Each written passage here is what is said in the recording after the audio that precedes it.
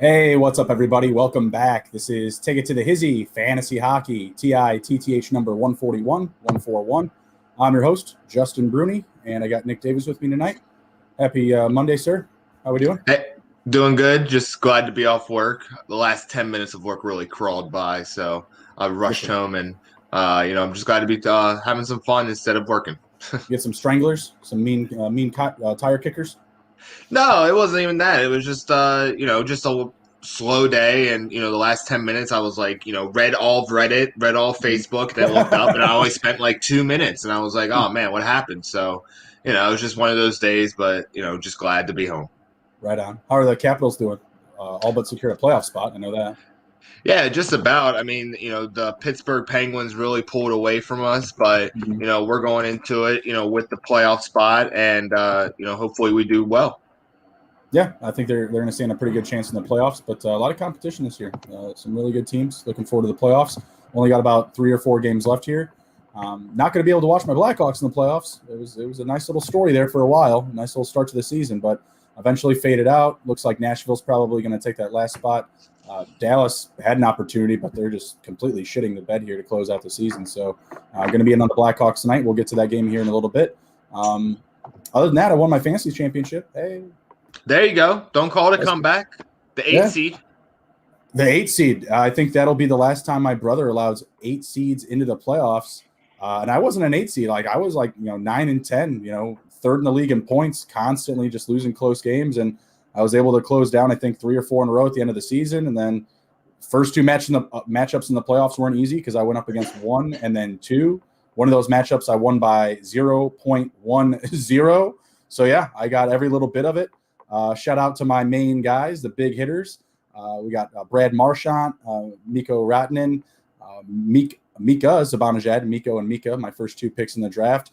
My boys, Alec Martinez, Shea Theodore, rock solid for me all year long. And Varlamov, too. He was a nice little piece for me. Added him off the waiver wires from the Islanders. So, yeah, productive year. Gonna go home and see my brother next week and collect some cash. There you go. That'll be fun. But let's clock in for tonight. Let's get into our best bets and our Monkey Knife Fight props. I've got the Devils, Oilers, and Avalanche all plus 1.5 tonight. Right now, I'm watching the Devils. They're now up 2-1. They were up 2-0, and Philly just snuck one back in as we started the broadcast here. So feeling good about that one. Hopefully the others will hit as well. Oilers and Avalanche have been pretty reliable all year long, so I'm very comfortable with them on the covers tonight. You want to toss anything in before we get into the Monkey Knife Fight props? No, I didn't have any bets for tonight, but I'll just jump into the Monkey Knife Fight then. Okay, you go ahead and get it started. All right, so the first one's up is Jordan Binnington, St. Louis against Los Angeles. Over under 25.5 goaltending saves. I'm going to go over for Binnington. I just think there's going to be not a lot of scoring tonight, so give me the over. Yeah, I was going to take the over, too. I feel like, when the team's really not having a playoff game, really playing for pride, everybody wants to get their shots in. So I think he's going to face a lot of shots. So I'll take the over on that. Next one up, same game, Drew Daugherty, the defender. Over under 3.5 shots on goal plus blocks. Yeah, give me the over. If I'm going for the saves with Binnington, I want to grab all the shots I can, right? So give me the over there. And I think you're right about that. Teams that are out of the playoffs, like specifically home teams, they're not going to be playing with too much urgency or intensity. Just get pucks on net. Game might go to the over, but I'm suspecting that it's going to go to the under just based on recent play between the two. But Kings at home, out of the playoffs, they'll be having fun. Yeah. Next one up is in the Colorado-Vegas game, Alexandre Pietrangelo versus Gabriel Landeskog. Landeskog has a 0.5 fantasy bonus. That's tough. Give me the bonus with Landeskog. Yeah, I was going to take Landeskog. He's on the offense and on the first line, and Colorado's been explosive just about the entire season, so I'll take him in that one. Next one up is Alec Martinez, the defender for the Knights, going up against Mark Stone, the winger for the Knights. Mark Stone has a .5 fantasy point bonus. Got to go Stone again. I think both of those guys can put in goals tonight, Stone and Landeskog. Martinez has been my guy all year, but Stone with a half-point bonus, give me Stone all day. I'm just going to take Alec Martinez just to be the opposite. All right. Mark Schleff from the Jets in the Scheifele. Jets Vancouver. Oh, was it? Scheifele. So Mark Scheifele, the center in the Vancouver Winnipeg game against Brock Boeser, the winger. Boeser has a .5 fantasy bonus. Give me Scheifele. Just give me the both Winnipeg guys here. Excuse me. They're still in playoff contention. I think they really need a win tonight, and if they do, I believe they'll go ahead of Montreal in the standings, and they don't have to play Toronto in the first round. Essentially, I mean, there's a couple of games left, but I think that Winnipeg's going to be playing with a lot more urgency. So I'll take Scheifele, and the next guy you have up here, you can go ahead with him. Blake Wheeler versus Travis Hammonic. Hammonic has a .5 fantasy bonus. I'll take both the Jets as well because the Canucks offense hasn't exactly been explosive. I'm not saying that they aren't going to score any goals, but not as many as the Jets. So I'll just take the guys that are going to have the most opportunity. Next one up is in the Dallas-Chicago game. It's Alex DeBrincat versus Joe Pavleski, the center. Pavleski has a .5 fantasy bonus. I'm going to take Pavleski. I believe you're going to take DeBrincat. No, I'm going to take Pavelski as well. .5 bonus. Both of these teams are out of the playoffs. It's going to be pretty loose. I know the next one will be really tough, actually. You can go ahead. Patrick Kane versus Jason Robertson. Robertson has a 1.5 fantasy bonus. I'm going to take Kane. Yeah, I'm still going to take Kane. That's really tough for me. So I'm going to go Kane and Pavelski. DeBrincat usually needs a goal. I mean, he can wreck in some points, but with Pavelski on the .5 bonus, I think he'll keep it pretty even with him. Robertson, it's 1.5, sorry. Yeah, Robertson and Kane are actually a lot closer than we might think, specifically with that 1.5 bonus for Robertson. But I'm still going to go Kane. I think they're going to show out. They got fans in the stands. My family's going to be there. Hey, guys, hope you're going to be enjoying tonight. Give me Kane. Again, no playoffs, playing in front of a home crowd. Chicago's finally got some fans in there, so I'll take Kane. All right. So last two, Juice Saros over under 27.5 saves in the Carolina-Nashville game. I'm going to say he's going to face a lot of work tonight, so I'm going to take the over. I don't know. Both of these teams are in the playoffs. I think they might actually play each other in the first round. I'm not sure. Let me see if I can pull it up here. No, they do not. No, they do play each other in the first round. Sorry. Give me the under for Saros. I think it's just going to be a tune-up game. I don't think there's going to be a lot of offense here. Give me the under for Saros. Give me the over for Aho. I know that they're missing Dougie Hamilton, Slavin, Jordan Stahl. So maybe there's a few more opportunities for Aho on the power play. And I just think that the Carolina will be undermanned. So give me the under for Saros. Okay. I'm going to take Aho for the point anytime assist, basically. Assists are somewhat easier to get than goals, to be honest. So that's why I'll take that. And we're into the game previews now. All right, sounds good. Before we jump into the game previews, be sure to smash the like button, share the video, and follow us on youtube.com/take it to the Hizzy. Let's go. Family's sending me pictures from the game. Guys, I can't look at them. I'm busy. I'm sorry. Probably. Oh, she said we're under the cameras. Got it. Probably not going to see them. All right, first game up we've got is the Devils and the Flyers. Devils coming in as 1.5 dogs on the spread, plus 140 on the money line. I took the Devils as one of my best bets to cover the plus 1.5. What do you think about the over of 6.5 goals, Nick? Well, here are some numbers for you that kind of allude to it. Is total has gone over in 13 of New Jersey's last 20 games. Also, they're all division, so they always play division. And then total's gone over in 4 of Philadelphia's last 6 games played on a Monday, and 4 of their last 5 games against New Jersey. So I would say the over's trending really strongly. Yeah, absolutely. I mean, we'll get to a live number probably in the back end of the third period, but right now you're looking at a 2-1 game for New Jersey in the first period. So the over should be sailing over that 6.5. I really like it. Didn't bet it pregame, 6.5 is just really a tall number, so I want her to stay away. But I definitely wasn't betting the over because the odds are there for them to hit the over. Right now you got New Jersey up 2-1. Philly's been okay. Hearing some people saying that they're going to be playing with pride, but I don't really see it. So Devils also won 3 out of their last 4 appearances up against the Flyers. So I like the Devils heavy in this one. Yeah, in their last, it seems like 7 games, they're 2-5. So, I mean, I'm not really seeing the pride that I've seen in previous years with Philadelphia. Honestly, I'm really disappointed in their year this year, considering how highly I saw them in the playoffs last year. I thought that they were going to go to the ship, but they didn't. So, and I think that they took a big step back this year. No, I agree absolutely, and we were expecting a lot from Carter Hart as well. I know that we were both really high on them, but New Jersey recently, talking about a team playing with pride. I think they beat the Islanders and Boston at one point here, so they've been looking pretty good. I know they've won like 3 out of their last 5, something like that. So I took them on the spread. Obviously they're not a great team, and you want to feel good about the bets that you're putting down. So you want to feel good about it. And 1.5, I'll take it. All right, next up we've got Hurricanes and the Predators. Hurricanes road favorites -145 on the money line. Predators +115 at home, and the goal total is 5.5. Where are you at? On this, the most recent success, Nashville's kind of on a run a little bit. 3-1 in their last 4. Let me see. Nashville, they're 6-1 in their last 7 games at home, and they're. So I'm going to say Nashville's looking pretty strong in this game. Yeah, I like Nashville on the money line as well. Give me the +115 all day there. Like I mentioned earlier, the Hurricanes are a little beat up, right? They got Dougie Hamilton, one of the best defensemen of the year, out of the lineup tonight. They've got Slavin out of the lineup, another reliable guy in DFS and fantasy alike.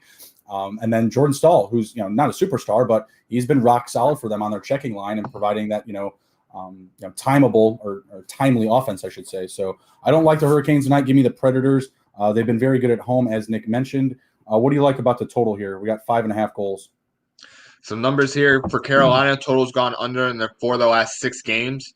They're also gone under in 5 of their last 7 games played in May. And then also for Nashville, 4 of their last 5 games against Carolina has gone to the under. So I'm going to say the under.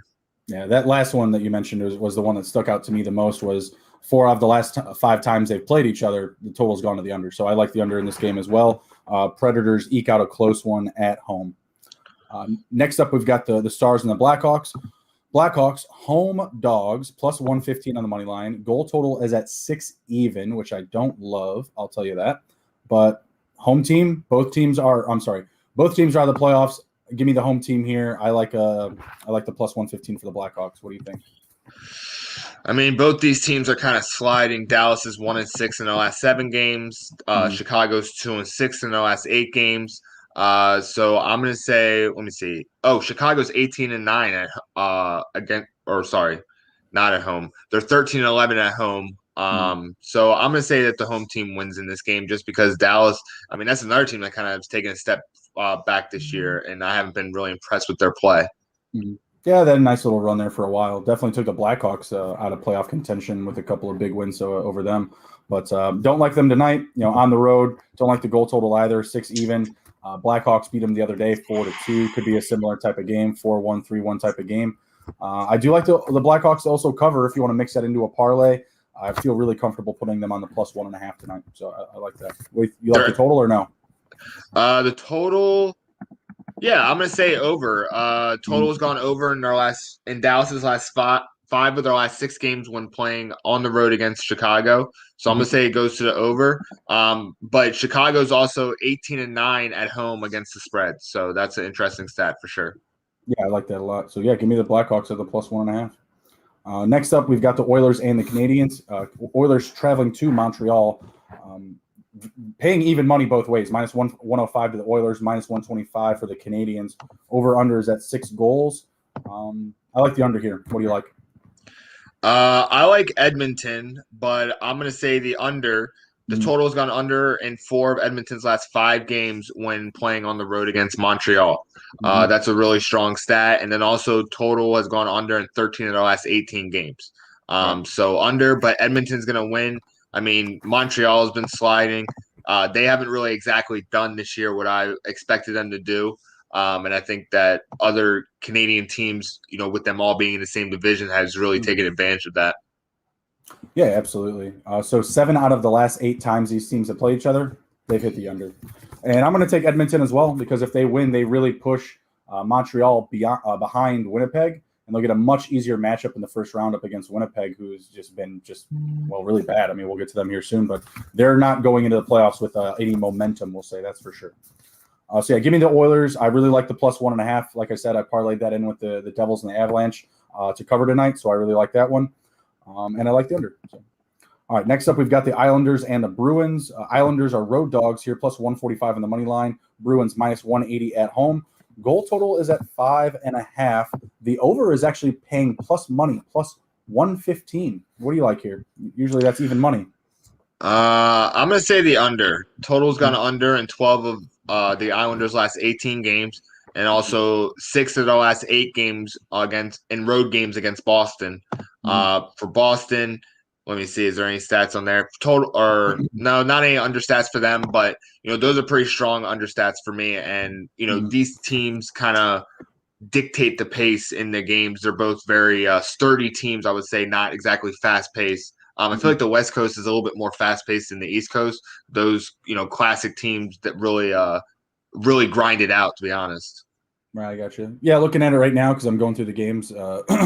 Jersey and Flyers are going to intermission. So, hey, New Jersey's out shooting somebody. That's crazy. They're always getting outshot like 2-1, and they're like still in it. Like it's like a 1-goal game. So, hey, that's cool. Edmonton's up 2-1. Islanders are down 1-0, and Florida's up 1-0 over Tampa. So, wow, Boston 18-4 out shooting the Islanders. That's heavy. I was just about to ask you who you like in this one. Pretty telling who we're going to go with here. But Boston's just been the better team. Like the Islanders have dropped games to Buffalo. They've dropped games to New Jersey. Like they're not with it right now. What are they? It's 4-4-2 straight up in their last 10.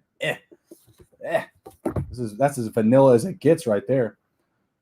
But they're 5-2 Boston's 5-2 in their last 7 games. Sorry, we were talking about the Islanders. Yeah, that's what I'm saying. Like Boston, they're a better team. Like Boston, they lost their last game to the Rangers, and it was a close game. I think it was 5-4 was the final, but they went into the third period with a 1-1 game. Like it was out of hand to shut it down. So I'm gonna be liking Boston in that one. We'll get back to some live numbers here in a bit. So let's move on to the next one. Lightning and the Panthers. Panthers are up 1-0, as I said. Came in as -155 on the money line. Over under is at 6 goals. Can we hit the 6? End of the first period, just 1 goal. Only 16 shots between both teams. Florida 9-7 over Tampa. Man, all the numbers here are trending for the over. So there's probably going to be some crazy, goal scoring going on in the later periods. Florida total's gone over in their last 4 of their last 5 games, 15 in their last 19 games against Tampa Bay. And then Tampa, let me see, 7 in their last 9 road games against Florida. So it's definitely trending trends are saying it's going to go to the over, but right now, it's only 1-0. Yeah, I was going to say, was it 15 out of their last 19? Did you mention that one? Yep. Yeah, so that's a really good odd. I mean, 15 out of 19, come on. Yeah. Really slow, though. Really slow, but, sometimes it takes a little bit for teams to wake up. Florida is right ahead of Tampa in the standings. So if Tampa was to win, I think that they would go over the top of them for the tiebreaker because they have more regulation wins. So we'll see what happens there. That's going to be a tight one. I like Tampa on the cover, the +1.5. I think you could probably still get that live. So I would try to jump on that number as fast as possible before that averts. All right.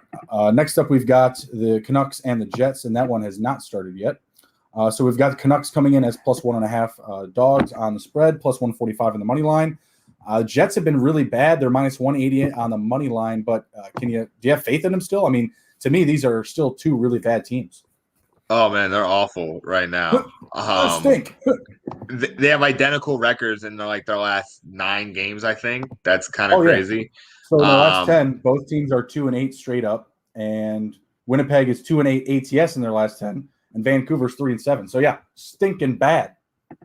Yeah, that's absolutely crazy. I mean, there aren't really any good numbers that will say which one will fit or which one will win. I'm going to say Winnipeg wins just because I believe in them a little bit more than Vancouver, but both are on the same downward slope. Yeah, like I said, I think Edmonton would really prefer having Winnipeg tonight, and I think Winnipeg would probably not want to play Toronto in the first round. So, parlay a Winnipeg money line win along with Edmonton if you're feeling the same. One trend for the under is total's gone under, and Winnipeg's 6 of their last 7 games in home games against Vancouver. This is a pretty strong stat, so I'm gonna say under just because these teams are so bad. Right now. Yeah, I like that as well. 6 out of the last 7 in Winnipeg specifically. I think we got to like those odds. All right, next up, I think we have, Colorado and Vegas? Is that right? Mm-hmm. Yeah, Colorado and Vegas. We got Avalanche coming in as plus 1.5 dogs on the road. Not even blinking. Give it to me.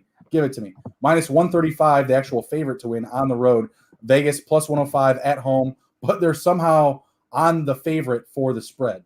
So they get the minus 1.5 at plus 240, or the Avalanche at plus 1.5 minus 315. They're flipping the numbers. They're trying to reel in some money here. I'm not falling for it. I'm not doing it. Give me the Avalanche to cover and probably to win as well. What do you think? I'm going to say Vegas wins. Vegas is 14-2 in their last 16 games. They're 7-0 in their last 7 home games. They're even 8-2 in their last 10 games. I'm going to say it goes to the under. Total has gone under in their 4 of their last 6 games. It's the same for both teams, actually. Both teams are 4-2 in their last 6 to the under. So I was liking the under earlier today, but little secret, I bet on the over in this game.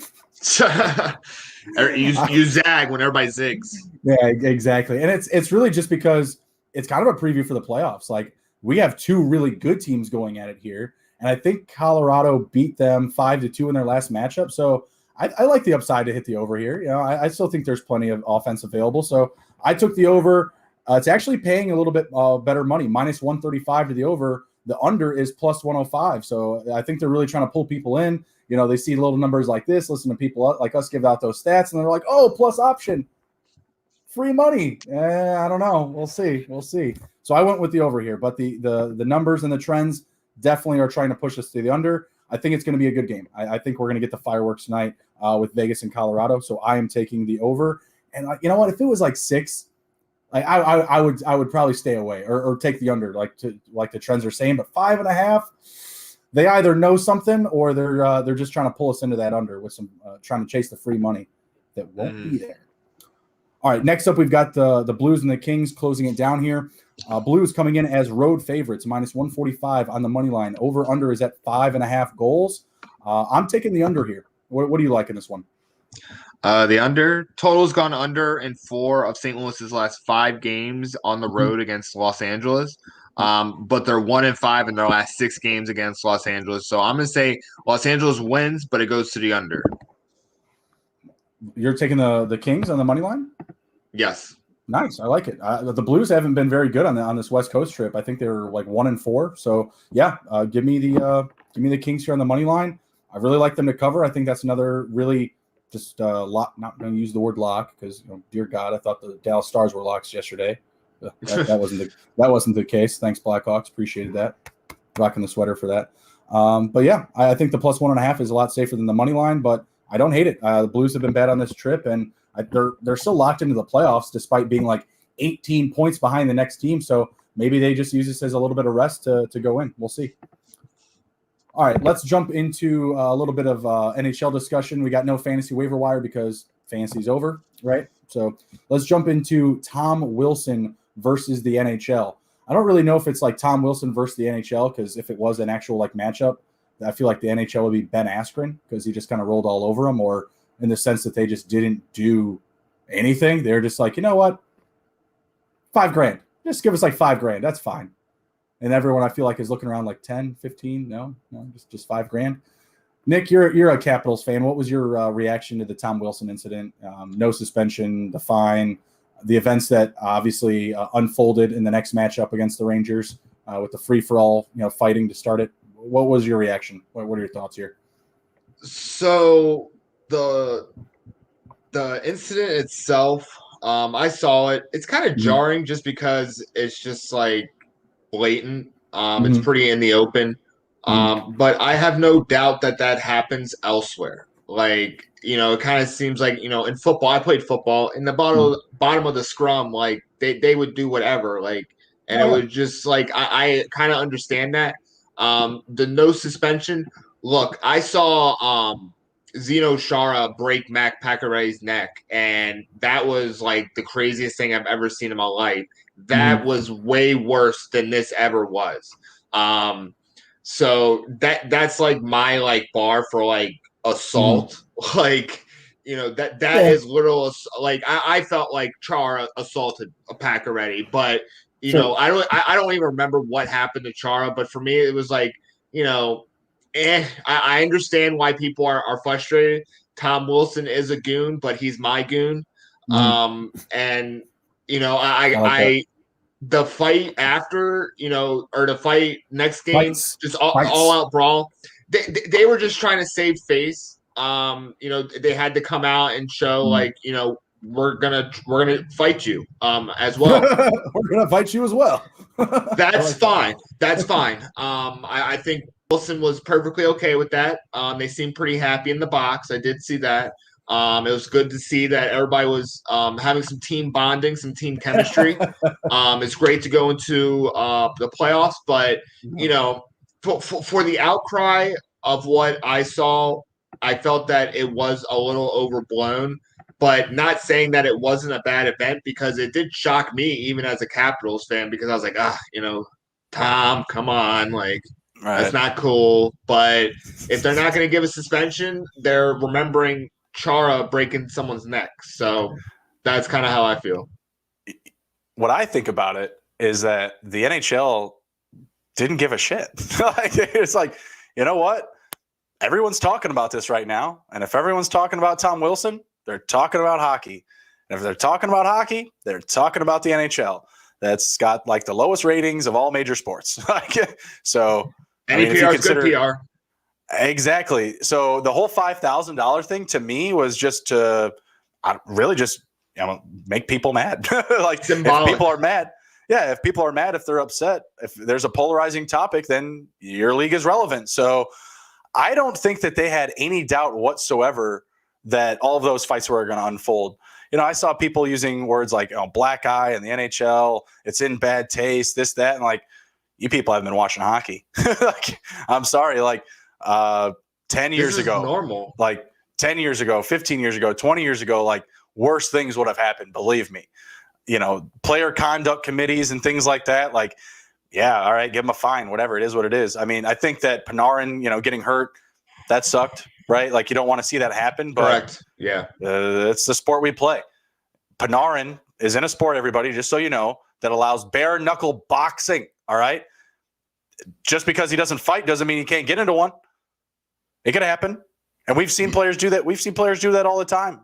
Break their wrists, crack a knuckle here. Oh, we got to sit a game because, we got a bruised hand or something like that. It happens. But if the NHL was really concerned about your feelings or what you guys care about, like, they would get rid of fighting. Like, they would just get rid of it. We don't even have to have it. But they're not gonna, because the whole fighting topic is polarizing to some people, and that'll keep them somewhat relevant in a space where they're not, which is major sports in the U.S. It's like, at the end of the day, too, it's just always been a part of the sport. Fighting, all this nonsensical contact like that, like, these fights start because of things like that. Like, fighting is so decreased from what it's been in the past. It's completely minimalized. And teams are penalized even more so for fighting in the playoffs. Like, if you fight in the playoffs when literally they know there's more people watching, more people care, they're like, oh, yeah, we're actually going to like turn that down now. You get like an extra 2 minutes or something like that. I got to watch the fans here. I'm looking for my family in Chicago. They're putting them on. There's like nobody there, so I got to assume they're going to get on camera.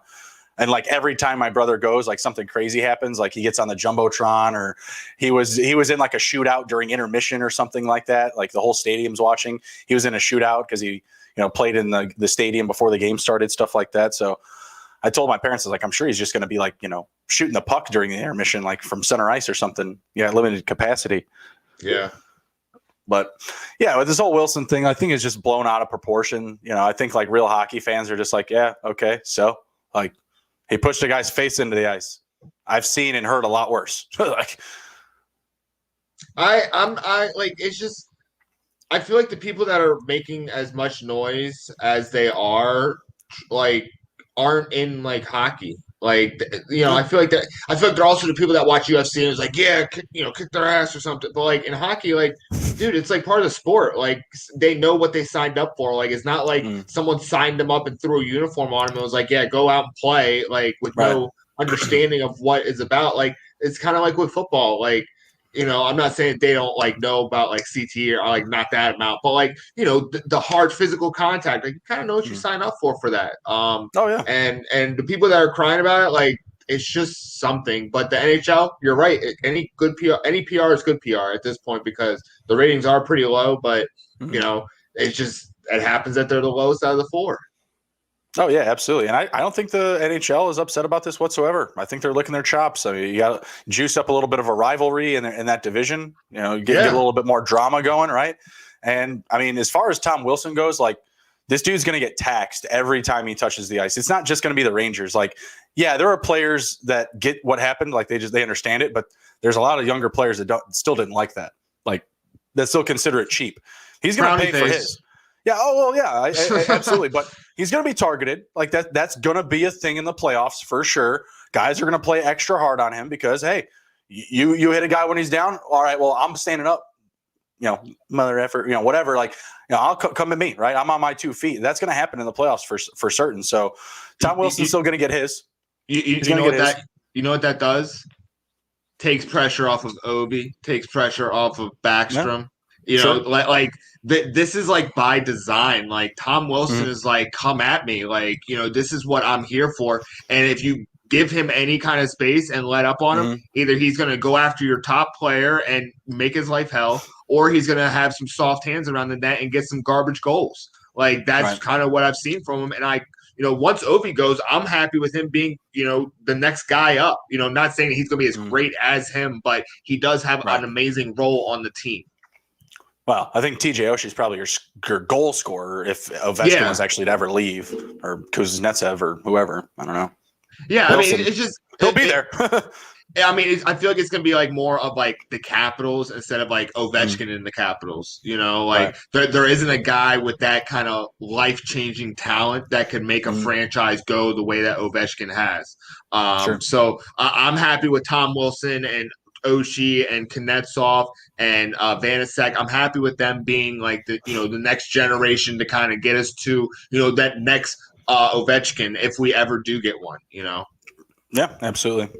All right, let's jump into our all rookie team conversation, and we'll close it out with some live betting after that. If you haven't already, please be sure to smash the like button, share the video, and follow us on YouTube / Take It to the Hizzy. Let's go. All right, first up, we've got center on the first team.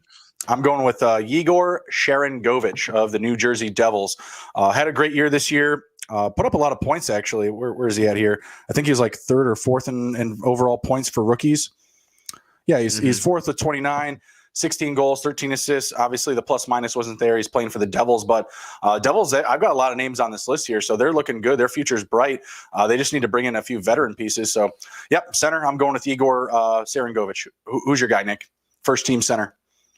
Yeah, Igor's good. Alluding to the Devils' success, I'm so glad that a professional team can use their high draft picks and actually make them into something. It's great to see development like that, home development or homegrown development. And this is just kind of like the start for the Devils. I mean, I was kind of very impressed with Blackwood after Snyder retired. I was very impressed on how he came on and kind of like, I'm not saying he made wins, but he had games where you could see like, okay, like he's a legit guy. And these younger guys like Igor and Nico, they're going to be great. Yeah, I'm all about them. You got another center? Another center. Let me see. Josh Norris, Ottawa. They have a lot of guys on this list as well. They've been doing really well. He has 16 goals, 18 assists, and 34 points, minus 12. But, I'm very happy for what Ottawa has done, even though I don't trust it as a team. But that's just because they're so young. Yeah, I'll be liking him in fantasy next year. I think he's going to be a really undervalued player for sure, given his age and just landing spot in Ottawa. All right, left wing. I think this is like a home run for both of us. Mm-hmm. You go ahead. Karil Kappers of the Wild. He's just dominated in everything. I mean, he has almost 10 more points than the next goalie, or sorry, the next rookie. He has 27 goals, 24 assists, and 51 points, plus 11. 17.8 shot percentage, 18 minutes of goal. He's just been amazing this year. DeBrincat just scored. There you go. You called it. That's awesome. That's good stuff. So Blackhawks go up 1-0. That was really quick. That was fast. Yeah, Kaprizov, absolutely. I got him off the waiver wire this year. He was an absolute home run player for me in fantasy. Going to be targeting him next year early on and often for sure. Yeah, I mean, he's got that kind of similar play to Panarin. That's the way I look at him. Very smooth, very slick with the puck. All right, let's move over to right wing. I've got Josh Robertson of the Dallas Stars.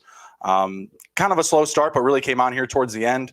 Dallas not going to make a playoff run, but Robertson, very undervalued DFS player. I always felt like I was able to get him for really cheap in DFS this year.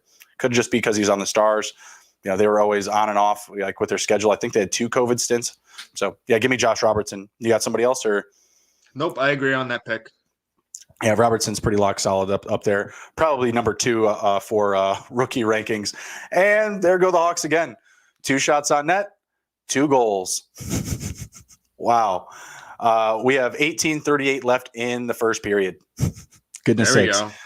Yeah, it's just so great. You start playing like this when completely out of playoff contention. Mm-hmm. All right. First guy up for me on defense is Ty Smith of the New Jersey Devils. I'm not sure if he's actually in the lineup. I saw that he was day-to-day like a few weeks ago, but I didn't see him in the lineup for some reason. Not sure what he's doing, but his numbers were great this year. See if I can get him pulled up. He got 2 assists, 2 goals, 21 assists for a total of 23 points, -9. He got 20 minutes on a shift or on ice a game. So he had a very solid season for the Young Devils. Yeah, absolutely. Got a lot of time anchoring that power play, so was able to constantly add offense. And one of my favorite just kind of like add drop guys this year in fantasy when I was constantly digging for defensemen. So yeah, fire up some Ty Smith and another guy I'll probably be looking at maybe not own next year the way that I operate with my defense. Always on and off. I don't really keep anybody locked in the roster for too long. Probably be another one of those guys for me. So I like him. Do you have anybody else?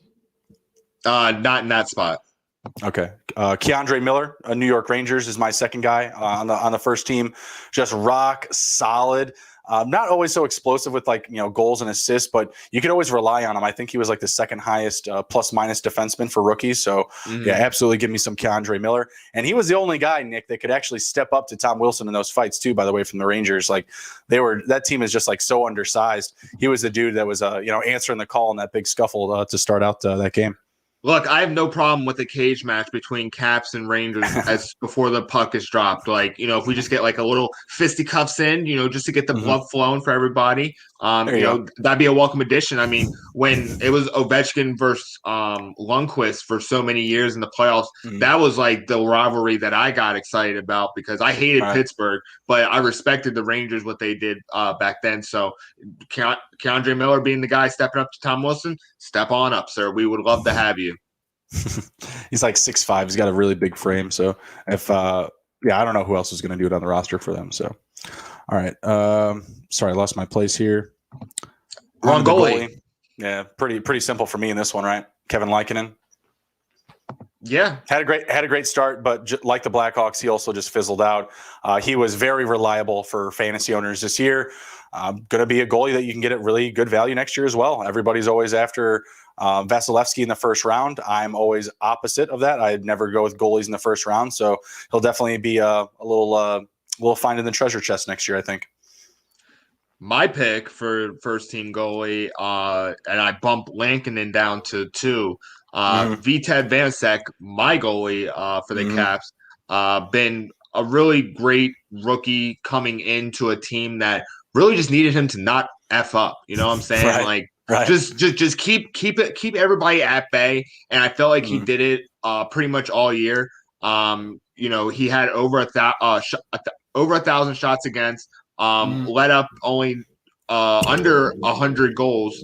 only 94 goals allowed, and had a record of 20 and 10. So I was happy with what he did. I didn't feel like he lets in 1, he lets in 2, he lets in 3 like I did with Holtby. I just want him to build upon this year and continue, being a positive part of the team.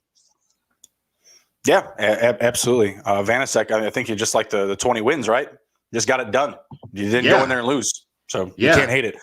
Yeah, Vanacek would probably be my third choice, just because these other guys that I'm going to mention, they just got a lot more work. The Capitals defense was just damn good. So that's the only reason why he was my number 3 guy. But we'll get to my second one here in a minute. Let's go ahead on to the second team. At center, I've got Pius Suter of the Chicago Blackhawks, going with a little more home cooking here. Was playing on line 1 for most of the year with Patrick Kane. He was looking good, just not a great developed two-way forward just yet. He doesn't play great defense, but he can mix in on the power play. Work well on special teams. He's got great hands. He's got a nice shot. Yeah, give me some Pius Suter. Another guy you're going to be able to get at value next year just because of his age. But next year, Blackhawks are going to have Kirby Dach back. Hopefully Jonathan Taves, knock on wood, tap the jersey. We're going to be looking a little bit better next year on offense. I think the defense is more in question. So I think he'll be able to probably mix in more with maybe Kane, potentially even playing out wing. So we'll see what we get out of him. Did you have another center? Yeah, Josh Norris in Ottawa, 4th in assist with 18. Also added 16 goals. Anyone in Ottawa that provides any kind of offense, especially as a rookie with how bad the situation is there, I think that, definitely deserves some recognition. So Josh Norris is my pick. All right, it's Josh Norris again. Left wing, we've got Alexei Lafreniere. Lafreniere, spit that out. Had a very slow start to the year, but he's come on recently. He's got a hot touch right now. Maybe to get his game log pulled up. But Rangers, another team that's really young, very explosive on offense. Going to be liking him going forward. But I think he's going to have that expensive cost in fantasy, like just because of the name value. He was a first overall pick, right? So maybe a little bit more expensive than some of these guys that we're naming for next year, but definitely somebody that has a bright future ahead here. Let me see if I can pull up his game log. I'm just trying to get it. Yeah, in his last 3 games, he's got 2 goals. The assist coin aren't there, but they've also been losing. They did have that win up against Boston where he did have a goal. Looked really good in that one. Finished +1, had a couple shots on net. So, yeah, he's starting to pick it up. Somebody I'll be looking to definitely draft next year. Did you have another left winger? Tim Stutzel for Ottawa. Actually had higher points than Alexis Lafreniere, about 8 points more. Stutzel had 12 goals, 17 assists. Ottawa's having some successful rookies come in, and they're starting to have some talent come in. So hopefully they can just use this to build on. Like I said, anyone in Ottawa that's providing some offense definitely deserves some recognition. So I'm going to go Tim Stutzel. I like it. Right wing, I have Eli Tolavinen of the Nashville Predators. He was a nice little pickup at the end of the year. He was constantly racking in points, goals, and assists, getting a lot of playing time. In my opinion, one of the X factors in their recent success, like their recent solid run. So give me Eli Tolavinen, another guy I'm going to be looking to grab in the later rounds next year. Loving it. I like that pick. I'll go with that pick as well. All right, right on. Yeah, he was pretty solid. The finishing production here to end the year was it was solid. It was solid, right up there with a lot of these guys as far as consistency goes. On defense, I've got Zach Whitecloud of the Vegas Golden Knights and Alexander Romanov of the Montreal Canadiens. Just really solid stay-at-home guys. They didn't blow you away with their stats, other than like maybe plus minus, but both of them got a lot of shots on net, and they were just very consistent. And that's what you're looking for out of your, like really young defenseman, right? Just don't screw up. I felt like these guys really fit that bill. Did you have another 2 or 1 to add in? Mikey Anderson, he got 21 minutes of ice time with the Kings, and he was plus 3 on the season, and also added 10 assists. So that's someone that is probably learning from Drew Daugherty and providing that next guy to come up. Yeah, I absolutely agree.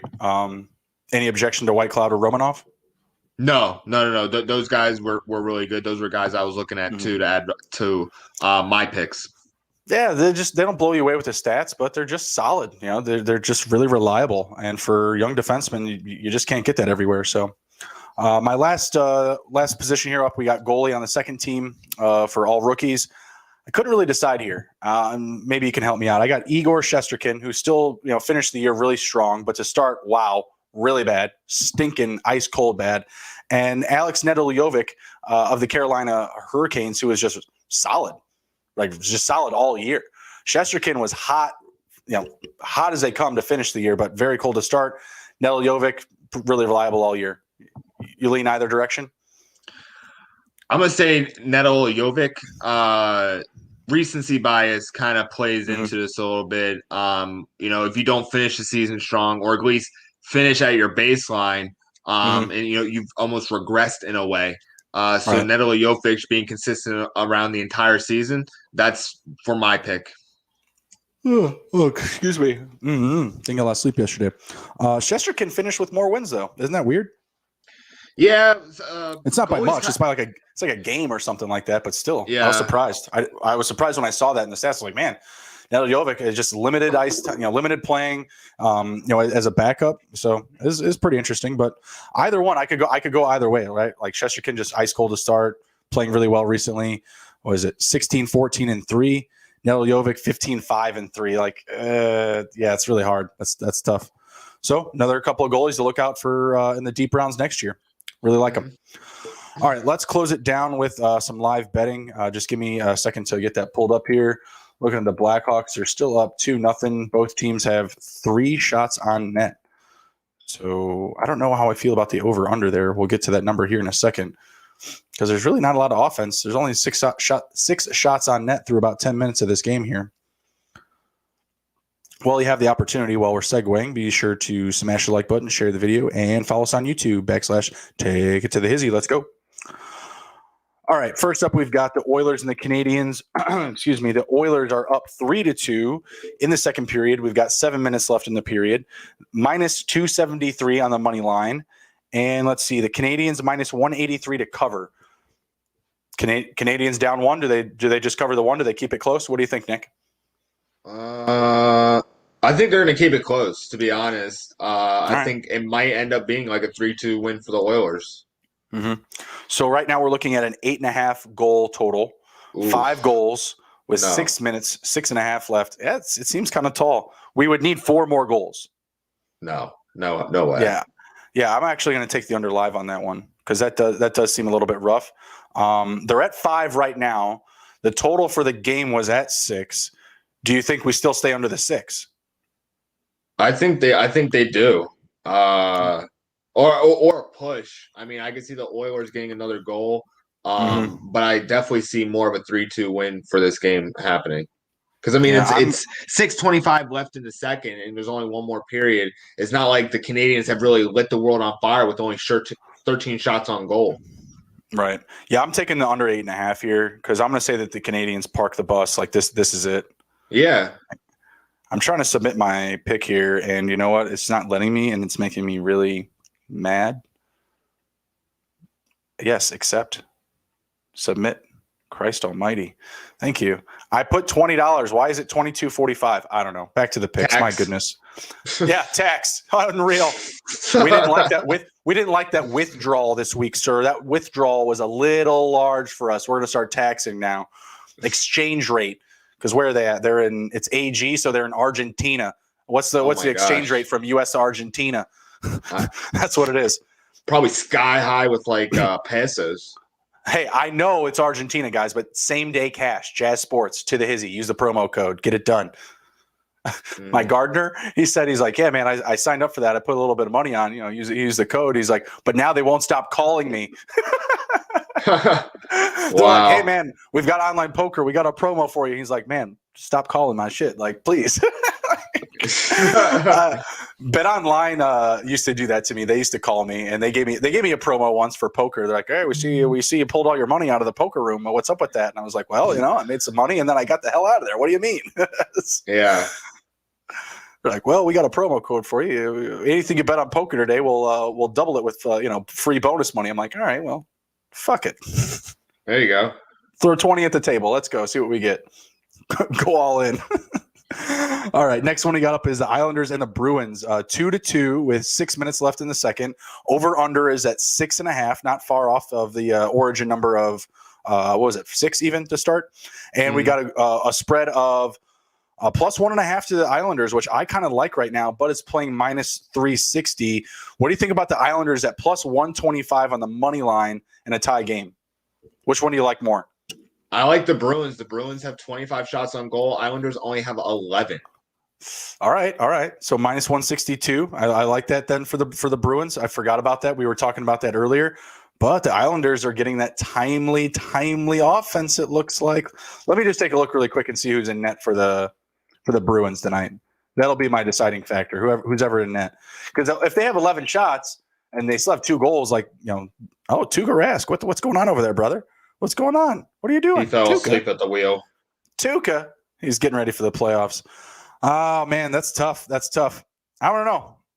If the Islanders are getting it done, if they're coming back with the limited options, I'm going to take them. I'm going to take the plus 125. The 360 is probably better for them to cover, but I'm going to take the plus option for a tie game. Plus option, I'll take it. It's not free money, but it looks good to me. All right, next up, we've got the Panthers and the Lightning. Panthers up 2-0. Wow, minus 1170 on the money line, and they're giving us no value here for the spread. We got a goal total of 4.5 goals. So we need just 3 more? Can we get 3 more goals in half the game? We're 9 minutes left in the second. What do you think? I mean, they're playing pretty stout defensively. 12 shots on goal for the Lightning, 13 shots on goal for the Panthers.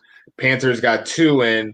I'm going to say the Lightning comes back and at least ties it up. So I'm going to say yes, over. All right, so take the over there, and whenever they give you the number, according to Nick, take Tampa on the plus number, a plus 1.5 or whatever they get.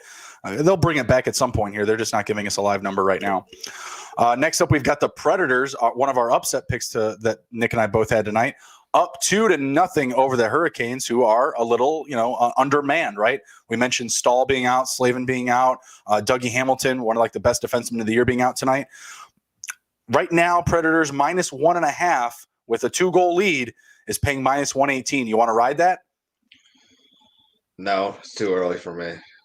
I'm gonna say no. I would bet a little bit later in this game just to make sure. I mean, 2 goals on 8 shots, that's really early, and that's I don't know. That's not enough data for me to be like, oh yeah, I'm gonna definitely take the Predators, because there's been times where we've called games that are up 5-0, and we wake up and it's 6-5 to the other team. I am trying to parlay the Blackhawks and the Predators money line live. It's minus 353 plus minus 351. I just want to see what I can get out of it, because they both have 2-goal leads, and that's what I'm looking at right now. Obviously peeping the Blackhawks, but I've already been mentioning them. Holy hell, though. Remember when I said both teams had 3 shots apiece? So the Blackhawks still have 3 shots. Dallas has 12. Colin Delia, get your ass out here, son. Well, Lankinen's earning his spot on your rookie team. No, it's Colin Delia tonight. Oh. And he's actually been good these past couple appearances. I mean, looking at him, I don't know why he wasn't up here with these guys. They had Malcolm Subban and Lankinen running at it. It looked like Lankinen took Delia's spot. I don't know what Delia was doing, if he was down in the AHL or if he was just riding the pine or what, but I'd imagine they were getting him some time down with the Ice Hogs. But I don't think this is going to let me parlay this, and it's making me a little upset. So I'm going to run away from that. Blackhawks, like I mentioned, they're up 2-0, but they're getting completely beat up here by the Stars on the shot count, 12-3 still. Blackhawks minus 361 money line. I like that. Pair that with the Predators or the Panthers on the money line. Any of those will be just fine for me.